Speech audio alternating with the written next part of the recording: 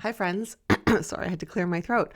Welcome to the last Diet Diaries episode of 2025. I am definitely taking off the week of the 29th. I may also end up skipping the week of January 5th. Really, for the first time ever, I am not working over basically Christmas Eve through New Year's. I usually always do some stuff.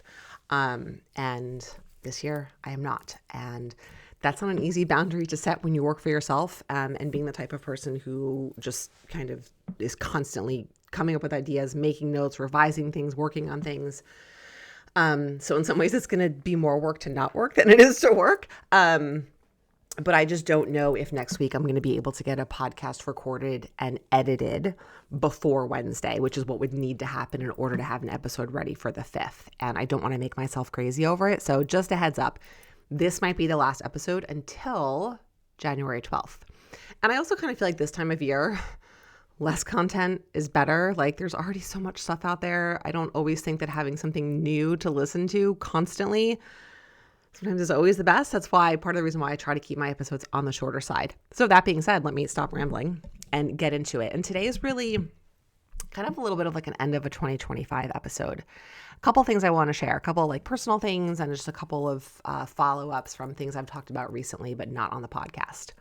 And the first thing is that a couple of weeks ago, both on email and on social media, I shared that I recently unfollowed a business and behavior change coach from whom I have bought things over the years, right? I have owned a couple of her own. I've bought a couple of her products, which are not inexpensive, I will tell you. And I think she's great. I think she's super smart and amazing at what she does. This is not about her. It's about me. And it's about the way that my brain was responding to her. Sorry, Joey's gagging in the background. And knowing that following her was doing a lot of tough things in my brain, and it wasn't helping me, it was actually hurting me. And so I unfollowed her. And the minute I did that, and it's been several weeks now, and not only do I not miss it, it can still feel the space that has been created with the removal of the comparisons that I was making between myself and her. And it's been great. And so the reason I want to talk about this is because I think that going into 2026, something to pay attention to, and I'm going to be continuing to pay attention to this as well, is how many people are you following? And I don't mean social media is one of them, right? And it's so funny because I've been growing a little bit on TikTok, and sometimes I'll click on the people who are following me there, just randomly because I'm just kind of curious. And I've seen people who are following 6, 7, 8,000 people. And I'm like, you cannot follow 6,000 people on social media and actually get something from it. First of all, you're probably seeing a tenth of the people that you're following. Even so, that's like 600 something people. Our brains are not capable of consuming content in that way. And when we try to do it, it becomes a disaster. And so this leads me back to what I was just about to say, which is that you need to narrow down the number of people from whom you are consuming content. And that takes work. The same kind of work as it takes to, like, for me to not do work over the holidays, because it's so easy to just follow. And it's so easy to have a FOMO feeling that if I'm not following this person, I'm going to miss out on something. And I'm telling you, you're actually missing out on a lot more by following too many people. You're missing out on your own ability and your own need to figure out what works for you and to be able to pay attention to what works for you. Because the noise is so loud that you can't possibly know what you need. And this is true for food and eating and how you're talking to yourself and workouts, but it's true for everything, right? So it's social media, it's podcasts, it's emails, it's articles that you see. The amount of content out there is just, it feels incredibly overwhelming. And I know that feeling of FOMO of like, oh my God, like there's this cool article or this cool person or this reel went viral or this or that or this podcast episode and people are sending you stuff. And it's like, people send me things to listen to all the time. And truthfully, I very rarely listen to it. Not because I don't think it's great. Like I look at some of the stuff, I'm like, wow, that actually sounds really interesting. But because I know it just becomes an energy drain. And it's nothing personal. I appreciate their recommendations. But I think that this is something that's going to start to come to light more and more. We are really sucking the life out of ourselves, and we are using an incredible and inappropriate amount of time, energy, and attention following people in all different areas. And in doing so, we are diminishing our ability to know what we need to do because because all these people are conflicting information. And even if they're not conflicting information, we are taking away our own ability to be able to go inwards, a little bit cheesy, and pay attention to what works for us, right? Like, let's say you're following like all these different nutritionists and nutrition coaches and dietitians and all these people and trainers, and everyone's telling you, talking about protein and cottage cheese and fiber and sugar and carbs and all this stuff. And all of them are making different recommendations. Some of them might be similar. Some of them might be drastically different. And then you got a plant-based person, then you got a carnivore person, and then you got a perimenopausal expert, and you got all this person telling you got to take these supplements, and it's all this stuff. And you're like, oh my God, what do I do? It's fucking terrifying. And then you start trying to do all these different things, and you don't even know if it's working because you're so worried that you're doing the wrong thing, or am I doing the right thing, or should I go try this thing, that you don't even know what side is up. So all this to say, follow less people. You need to unfollow, you need to unsubscribe. And if that means me, go for it. If that means you need to stop listening to this podcast or stop following me on social media or email, God bless you. Amen. Go forth and prosper. Because this is a less is more.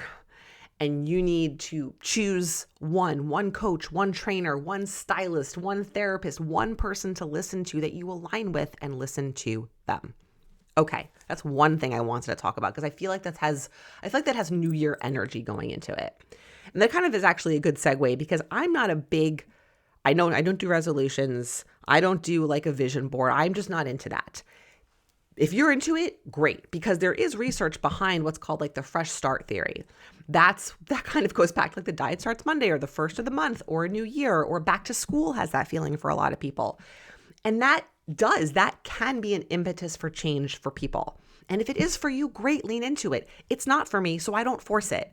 And again, I think that goes back to, there's going to be a lot of noise right now around do resolutions, don't do resolutions. Resolutions are great. Resolutions are dumb. Do a word of the year. Don't do a word of the year. Do a top 10 list. Do all this shit.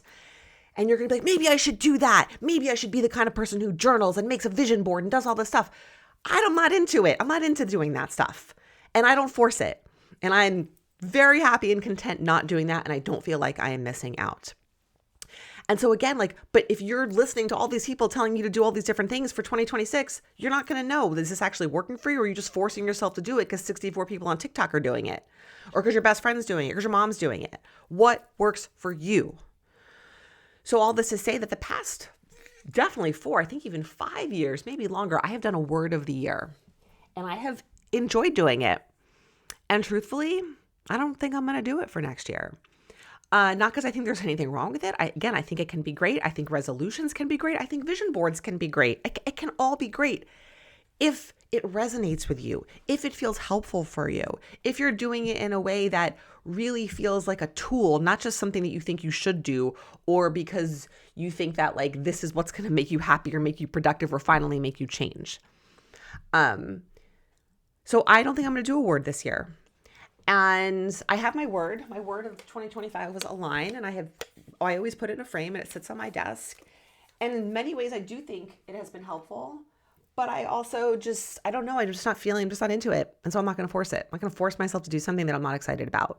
Something around this that feels optional. It doesn't feel like this was such like a deal breaker for me or a a deal breaker that I'm like, oh my God, I can't wait to pick my word. It felt like a life changer this year. It didn't feel that way for me. So I'm not doing it. So if you are not into any New Year's stuff, great. I'm on your team. And if you are, awesome. You have a whole team full of people, and that's cool too. And it's not like team A versus team B. It's all good. The point is, don't force yourself to do something because it's what everyone else is doing or because it's what you think you should do. Which really circles me around to the stuff that's really important, which are like knowing your values. And you guys hear me talk about this all the time, and I'm sure it gets some eye rolls, but really it is at the core of all of this. Because the reason that we do all of these things, different diets and workouts, and I'm gonna do the vision board, and I'm gonna wear this thing, I'm gonna buy that It Girl sweater, even though I'm not sure if I like it, even though I'm not sure if this is helping me, even though this makes me feel like shit, even though I can't sustain this, is because we either A, don't have clarity around our own values, or we do, but we don't know how to implement them. And so we are acting out of alignment with them. And so I know that forcing myself to pick a word of the year just because I've done it for the last 5 years and just because it's the cool thing to do this time of year and just because everybody's New Year's shit is going to be everywhere, all social media, it's not something I'm looking forward to. And I'm not going to force myself to do it because that would be out of alignment with my values, right? And my values, self-kindness and kindness in general is absolutely one of my values. And that may seem cheesy because you're like, yeah, it's one of my values too. But let me ask you, how often do you stop and evaluate what you're doing through the lens of that value? And if you did, you would start to see that a lot of the stuff you're doing is not kind. And kind doesn't always mean being like nice to yourself. Sometimes being kind to yourself does mean being hard on yourself, does mean pushing yourself. That really gets more into like self-compassion territory. All this to say that values matter. And I'm going to do a little plug here. I'm doing an in-person workshop in January. It's January 24th or 25th. So if you're local anywhere, doesn't have to be Westfield, but local in New Jersey, at Brassy Buddha Yoga Studio. And I'm running it with another coach. And it's going to be like a 3-hour mini retreat. And we are going to get into value stuff and we are going to get into strengths. And you're basically going to build like a roadmap for 2025. I am super excited about this because it brings in so much of the work that I do within one-to-one coaching. But if you are someone who's into like having a little bit of a fresh start and who needs some support and guidance with changes around food or family or career or relationships, because we're going to pull in all of that because the other coach I'm working with is a career coach and transition coach and does a lot of work with neurodivergent folks. She has ADHD herself. Anyway, come. I don't have a link yet, but just letting you know, the link will be up in early January. And if you're looking for something fun and in person to do for 2026, it's going to be really cool. And then I guess the last thing I really wanted to say, 2 things, kind of going back to the whole vision board and goals and all this stuff. 2 questions that I do think are helpful that I'll put out there for your consideration. What worked well this year and what didn't work well this year? And you could start to narrow that down into specific categories, right? What worked well around exercise? What didn't work well? What worked well around nutrition? What worked well around shopping, around getting dressed, around my closet? What worked well around how I engaged with my kids? What worked well around time management, right? You can see what I'm doing here. And what worked well and what didn't work well. Those are questions that we use over and over again in coaching. They're really helpful, useful questions because they kind of strip away some of the emotion. They're non-judgmental. It gives space for kind of like the good and the bad, right? The positive and the negative, because it's always all there.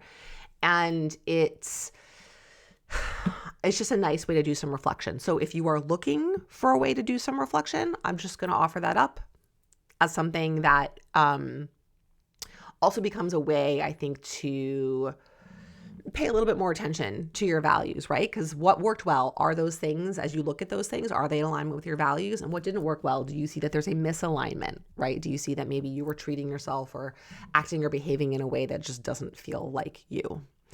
And the values thing, like really, it's sort of like if your best friend or someone that you really care about were to describe you, right? How would they describe you? What words would they use? Those are kind of your values. Not so much like personality traits, like, friendliness and loves to go out to eat and like a good listener, but it's what what you want to be known for, how you show up in the world. Their actions, right? They're like a way of being, a way of existing. So I think that's all I want to say. I was going to talk a little about goals, but I'll just throw it out there. If you're going to do goals, make sure you include a how, keep it specific, keep it small, right? If you want to lose weight or you want to get healthy this year, you want to go to the gym or you want to exercise, cool. Break it down. Do not write on a piece of paper, I want to get healthy this year. You can, but then you got to write down, how am I making that happen? And make those hows specific and small as you can possibly make them. And then you can kind of tier them and grow them from there. That's all I'm going to say about that for now. I've done lots of other content on that, and I'll try to find it, maybe to link it in the show notes. So that's what I got for you. Thank you for being here. I probably should have started with that at the top of the episode. I have said this many times before. I'll never stop saying it. We just hit 5 years of the Diet Diaries. Started off as the Movement Diaries. which is crazy. 5 years is a long time. And going back to how much content there is out there, there are an insane number of podcasts.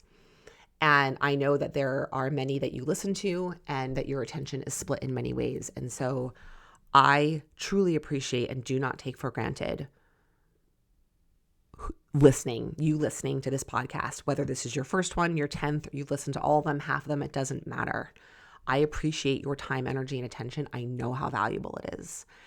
And just thank you. And this is not going anywhere. There's more to come. And if you have ideas or suggestions or things that you would love to hear about, please reach out. I always take requests. And just thank you. This is a really, really, what the work I do, it's a very saturated market out there. And there's more and more coaches and people out there talking about what I do and saying things that I say.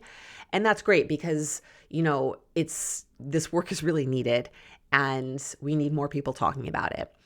And also, I appreciate that you choose to listen to me and what I have to say. It's really fucking cool. It will never get old and I will never take it for granted. So I hope you have a restful and peaceful holiday, whether or not you are celebrating. I feel like this time of year for a lot of folks brings about some downtime off school and all this, which can be very stressful as well, right? There's definitely a both and to this time of year. But I will be back probably January 12th, let's be honest. And yeah, here's to hopefully a healthy and whole, and by whole, I don't just mean, I was going to say, you would say healthy and happy, right? But whole, right? Whole being feeling all the emotions, feeling happy and excited and confident and joyful and all that, but also having the space to hold the tough stuff, right? Because 2026 is going to bring all of it, hopefully. So wishing you a healthy and peaceful and restful new year and start to 2026. And I'll be back in a couple of weeks.